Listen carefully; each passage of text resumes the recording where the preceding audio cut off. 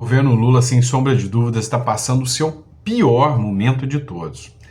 Tudo que o governo fala agora está sendo refutado, pelas palavras dele. Encara mais ou menos o seguinte: é como se fosse um relacionamento onde o cara é um ébrio, um cara que gasta todo o dinheiro da família, que trai a família, Ou seja, lembra da história do amante e da democracia? Pois é, trai a família e aí a mulher perdeu a credibilidade, a mulher está com raiva do marido. Tudo que ele fala, ela vai rebater. É esse estágio atual que o Lula está passando. Tudo que o governo Lula está falando agora, as redes estão partindo para cima do Lula. E eu não estou falando das redes bolsonaristas, da rede de oposição, não. Eu estou falando do povo. Vamos lá, deixa eu só dar um exemplo para vocês. O caso do Pix. Precisou do Nicolas ir lá fazer um vídeo, onde o vídeo viralizou e chamou atenção. Beleza. Já o caso da comida mofada. Ah, não lembra? Pois é, o governo Lula anunciou que ia mudar o prazo de validade da comida. Então, por exemplo, eu tenho essa água aqui. A água tem uma data de validade. Beleza. Passou a data de validade, tem que ser descartado. É imprópria para consumo. Agora eles querem dizer que é recomendável tomar até a data X. Se não tomar até a data X, você pode tomar depois, desde que você compre esse produto mais barato.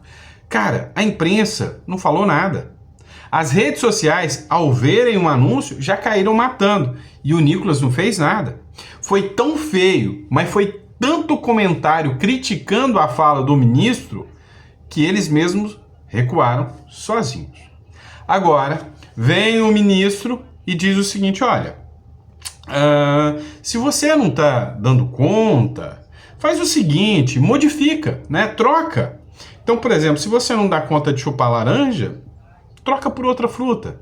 Comam brioches. Vocês vão ver que tem uma fala de uma jornalista que eu vou colocar para vocês que fala: comem brioches, Isso aí remete a Maria Antonieta. Lá durante o período da Revolução Francesa, a população francesa estava com fome, muita fome.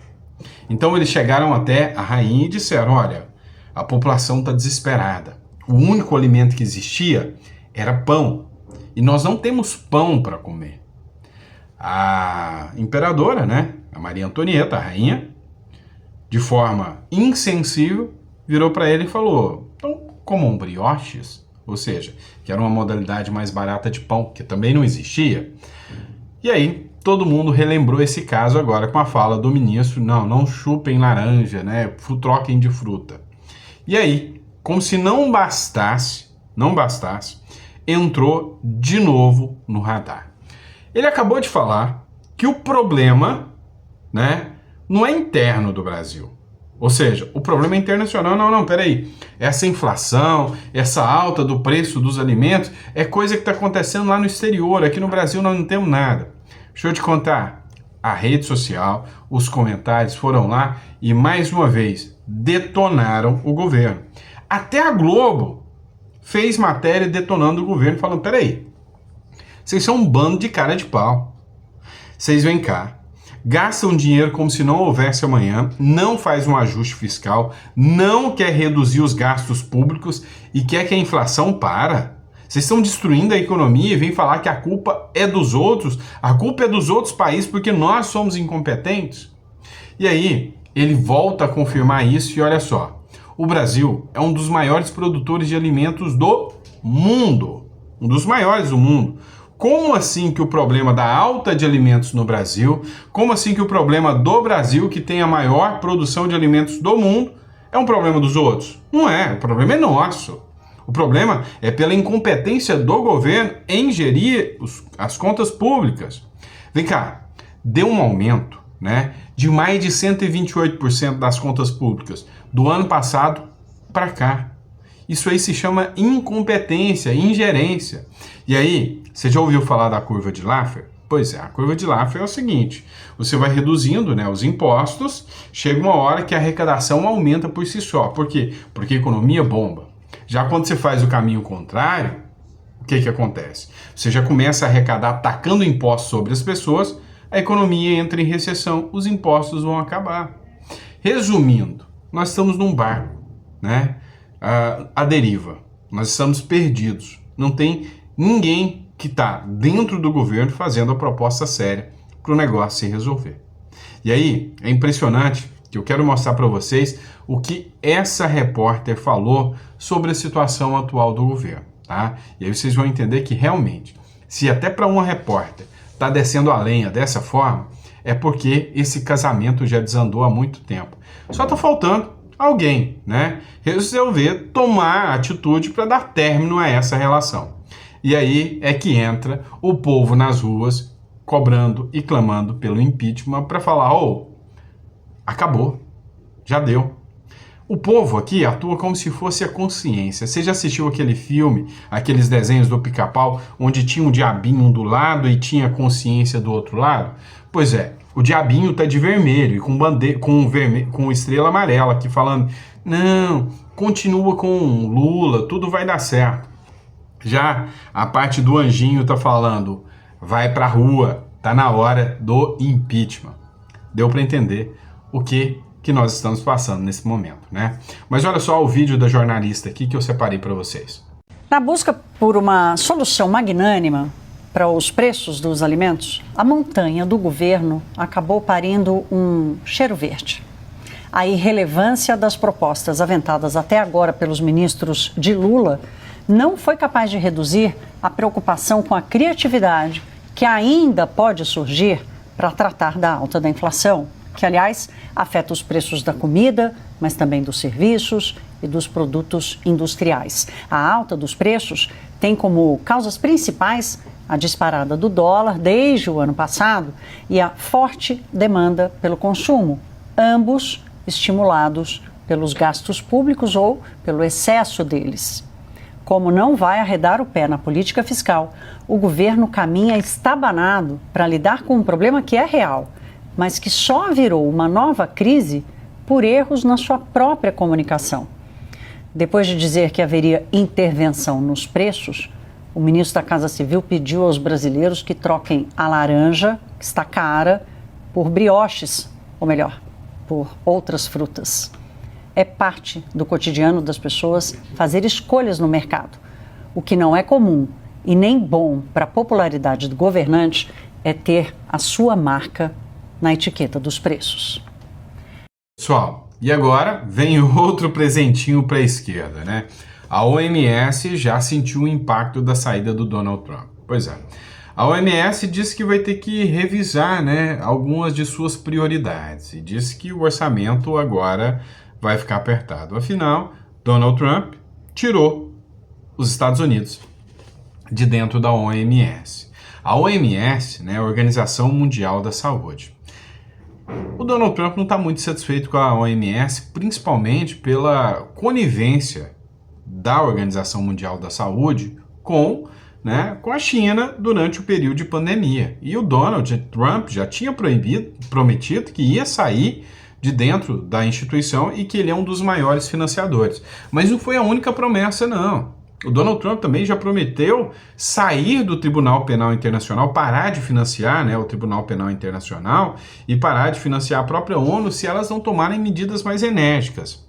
A Maria Elvira Salazar, que hoje é uma grande aliada do governo Donald Trump, disse que ela mesma vai apresentar um projeto para encerrar todo e qualquer financiamento ao Tribunal Penal Internacional se ele, inclusive, não tomar medidas aqui na América do Sul, inclusive sobre investigações que foram solicitadas ao ministro do Supremo Alexandre de Moraes. A coisa está um tanto quanto tensa lá nos Estados Unidos. E agora, né, essa nova ação que atinge a OMS, fazendo com que a OMS tenha que rever todas as suas prioridades, foi um claro recado do Donald Trump. Nenhuma instituição esquerdista vai receber dinheiro dos Estados Unidos. Mas, essa semana, para vocês terem noção, a ONU, né, descobriu-se que uma das sedes, dos escritórios da ONU, estavam sendo utilizados por aquele grupo Jamais para manter as reféns de Israel. Ou seja, a situação está ficando cada vez mais tensa, tá? Cada vez mais tensa em relação ao financiamento de pautas esquerdistas, porque muita coisa está sendo exposta. Muitos desses órgãos que se achavam, né, órgãos ali incólumes, órgãos sérios, respeitáveis, estão mostrando que não são. E o Donald Trump diz que quer representar muitas coisas ainda sobre a OMS, que quer muitas investigações, que quer descobrir muitas coisas sobre a OMS.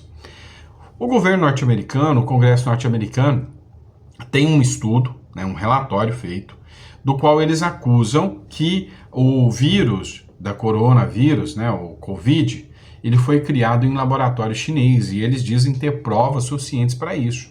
E que a OMS, né, foi omissa. A OMS foi até conivente com essa situação lá durante o período de pandemia. Então, acabou, né, de certa forma, que o próprio Donald Trump tinha feito ameaça. Falou, não, nós vamos dar a resposta. E a primeira resposta chegou com essa decisão sobre a OMS. Mas não para por aí não, tem mais coisa. Pois é, meu irmão, a torneira secou geral. O Marco Rubio, que é o novo secretário do Donald Trump, né, o secretário-geral, ele falou o seguinte, acabou. Não sai mais um centavo dos Estados Unidos para qualquer organização do mundo, né?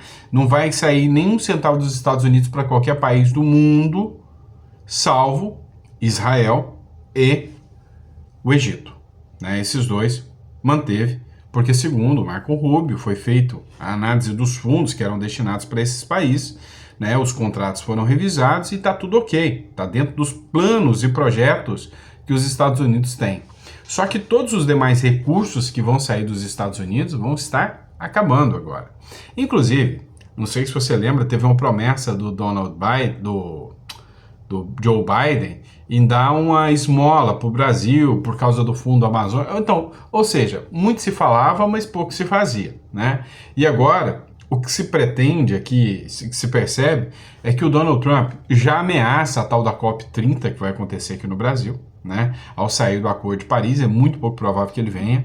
A COP30, o Lula queria aproveitar para trazer investimentos estrangeiros para o Brasil, de fundo amazônico e mais não sei o que, para bancar essas ONGs e para bancar esses grupos. O Donald Trump já falou que da parte dos Estados Unidos não sai nada, né? A COP30 já foi retirada do mapa dos Estados Unidos, e isso mira diretamente, né, os recursos que podem chegar aqui no Brasil. Talvez a medida mais importante do Donald Trump, que vale para o Brasil até agora, né, já foi a retirada de todo e qualquer recurso de ONGs, né, de esquerdistas, de ONGs de esquerda, que ficam aí tentando lobotomizar a cabeça das pessoas aqui no Brasil. O Donald Trump falou, não vai nenhum dinheiro também para ONGs, ou seja, as ONGs aqui já vão sentir o impacto. Como que resolve o problema da esquerda? É o follow the money, é como organizações criminosas. Você tem que minar o dinheiro, eles usam o dinheiro para fazer o domínio, o controle social. Então, o Donald Trump sabe, ele fez o dever de casa. Na primeira, ele quis jogar o jogo dos globalistas e se ferrou, bonito, né? Bolsonaro não foi diferente não. E lá vem o santo de novo para falar mal do Bolsonaro. Tá, vem cá. Você tem que admitir comigo que o Bolsonaro jogou o jogo do sistema. Teve que entrar nas 4 linhas, como é que ele fala? Nas 4 linhas. Não, o Ramagem não pode. Ah, então eu não vou pôr o Ramagem. Olha só, Bolsonaro, isso aqui você não pode fazer. Ah, então eu não vou fazer. Jogou dentro das 4 linhas. O Donald Trump aprendeu. Ele tomou o tombo. O Bolsonaro também. Então ele aprendeu. O Donald Trump agora fará um jogo diferente. Isso aí eu já até falei no último editorial, né? Sobre as ditaduras de direita que vão surgir. Beleza. O negócio é que as ditaduras de esquerda estão aí, né? O Brasil hoje, não sei como é que você pensa. Na sua visão, o Brasil hoje já é uma ditadura ou ainda falta muito para chegar? O que é a sua visão? Mas a minha visão é de que existem sempre ou ditaduras de direita ou de esquerda. E aqui eu estou falando como filósofo. Sempre você vai ter imposições que o Estado te impõe e que você não pode fazer nada. Nada. Aqui no Brasil, né, a regra do devido processo legal já não está sendo observada há muito tempo. Isso para mim é uma imposição. Quando te tacam um imposto nas costas, é uma imposição, é um autoritarismo. Então, assim, o negócio é o seguinte. O Donald Trump volta, entendendo a regra do jogo. cortando financiamento, saindo de Acordo de Paris, saindo de OMS, cortando recursos, tirando dinheiro de ONGs, falando grosso com quem tem que falar grosso. Tem um meme que está circulando que eu achei muito interessante, né? O meme, eu vou ver se eu acho, se eu não achar eu vou descrever para vocês. O Obama liga para o Kim Jong-un, o presidente da Coreia do Norte, e fala o seguinte: olha, eu quero conversar. O presidente da Coreia do Norte fala assim: não quero conversar, eu quero explodir tudo. Aí vem o Biden, liga para o presidente da Coreia do Norte, o ditador, e fala: olha, eu quero conversar. O presidente da Coreia do Norte fala: não, eu quero é explodir tudo. Aí vem o terceiro meme, com o Donald Trump. O Donald Trump vira para o cara da Coreia do Norte e diz: eu quero explodir tudo. E o presidente da Coreia do Norte fala: não, vamos conversar. Pois é, meu irmão, tem hora que não adianta tentar só ficar jogando o jogo do sistema. Tem hora que tem que levantar o peito e falar grosso. E o Donald Trump entendeu.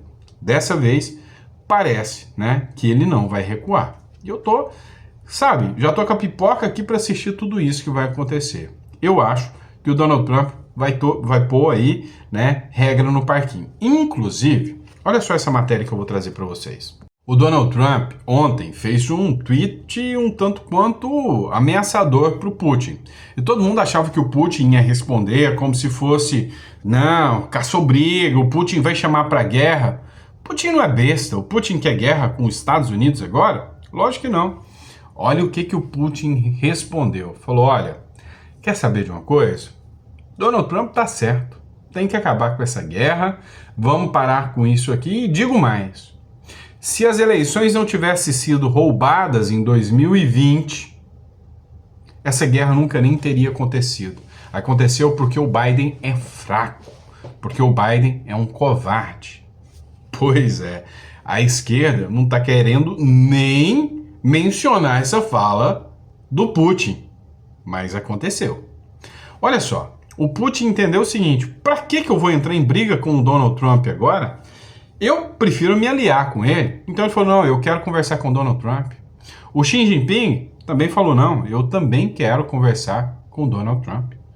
Pois é, parece que o pessoal está entendendo que o Donald Trump chegou para chegar, né? Para ficar, chegou chegando. E aí é interessante, porque outro ponto também que a gente precisa discutir dessa relação entre Putin e também do Donald Trump e também da Ucrânia, é que o Lula prometeu que ia acabar com essa guerra como se fosse, como numa mesinha de bar, tomando uma cervejinha. Uma vergonha. O Bolsonaro ontem até gravou um vídeo chamando o Lula de fanfarrão, que o Lula é uma vergonha para o Brasil. Tá, o Zelensky veio e falou: quer saber? O Brasil é um nada no player internacional. Muita gente achou que o Brasil ia chegar e que o Brasil seria algo, que poderia ser ouvido. Mas o Lula foi só mais uma vergonha. O Zelensky detonou o Lula, né? Colocou o Lula no chinelo, né? Foi humilhante para o Lula. Tá. Então o Zelensky humilhou o Lula tá fora da jogada. Então a guerra da Ucrânia sem o Lula não vai acabar? Não, vai acabar. O Trump já falou que está disposto a acabar com a guerra, o Putin já falou que quer conversar e o Zelensky já falou que também está disposto a conversar. O Trump falou o seguinte: olha, eu sei que a Ucrânia, né, foi invadida, atacada, mas eu entendo os motivos do Putin. O Putin também não pode ser um governante fraco. Digamos que a Ucrânia também cruzou a linha, é o que o Putin falou. Ele falou: tá tudo bem, a Rússia tem exigências. A primeira exigência é que a Ucrânia não entre na OTAN. Afinal, ter um inimigo numa base ao lado que pode interferir no outro país faz sentido. Então, eu afirmo que a Ucrânia não entrará na OTAN. Foi o que disse o Donald Trump. Beleza. Segundo ponto, a Rússia solicita uma parte do território. Não é justo. Mas a Ucrânia está disposta a abrir mão. Está disposta a abrir mão para que essa guerra acabe. Até porque a Ucrânia não tem outra opção. O Trump já falou que vai cortar a torneira, não vai mandar mais dinheiro. Não vai mandar mais dinheiro para a guerra continuar. Então, ou o Zelensky aceita, ou ele se lasca. E esse problema não é dos Estados Unidos, é do Zelensky. Então o Trump tá certo. O Trump falou, não vou mandar mais dinheiro. E olha só, o Zelensky está disposto a abrir mão desse território. Mas, em compensação, eu tenho que ter a palavra e o acordo da Rússia, que a Rússia nunca mais tentará nada contra a Ucrânia. O Trump, meio que ele vai fazer um acordo, um tratado, onde Zelensky e a Ucrânia vão ceder um pedaço do território e também não vai entrar na OTAN. Ou seja, de certa forma a Rússia ganhou a guerra. Mas o Donald Trump também falou, só que encerra por aqui. Acaba, a Ucrânia vai voltar a ser reconstruída, vamos fazer um acordo para você que está pegando o território da Ucrânia, reembolsar a Ucrânia em função disso, e queremos um acordo de que você nunca mais atingirá, né, ou agirá contra a Ucrânia. Se não, aí você está atingindo os Estados Unidos. Aí se você continuar com a guerra ou tentar uma nova invasão contra a Ucrânia, a resposta já vem direto dos Estados Unidos. Não é nem uma proxy war igual está acontecendo. Vai ser a resposta direta dos Estados Unidos. Resumindo, parece que em menos de um mês, né? Ou seja, em menos de um mês não, tem uma semana que o Trump entrou. Mas em menos de um mês, a tal da guerra parece que vai chegar ao fim. E olha que não precisou nem da cervejinha, nem da cachaçinha, talvez o Lula aprende com isso, né?